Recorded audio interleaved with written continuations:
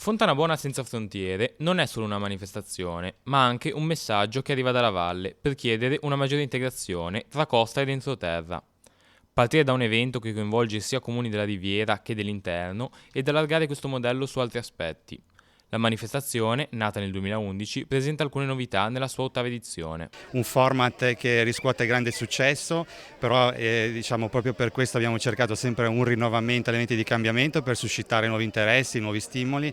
Tant'è vero quest'anno facciamo 2 serate con tutte le squadre in competizione fino alla fine, quindi tutti si giocheranno la vittoria. Era questo l'elemento a cui tenevamo particolarmente, cioè evitare delle fasi eliminatorie, e quindi tutti saranno in gara fino alla finalissima che sarà sabato sera. Fontanabuona senza frontiere chiaramente è un'idea, diciamo così, che è partita nel 2011 dall'amministrazione comunale e vuole creare anche un modello che si allarga non solo allo sport, ma proprio anche lo slogan che abbiamo coniato, Fontanabuona senza frontiere, guarda anche un attimino oltre, guarda a cercare così di dare un messaggio di volontà della Fontanabuona da uscire dall'isolamento anche infrastrutturale che abbiamo, e deve essere anche uno stimolo dei nostri territori di aprirsi di più all'esterno, fare valere proprio questa valle del fare con tante attività produttive, commerciali, artigianali, e quindi far valere il proprio peso anche fuori dalla nostra zona. Noi liguri dobbiamo battere tanti ostacoli e tante frontiere.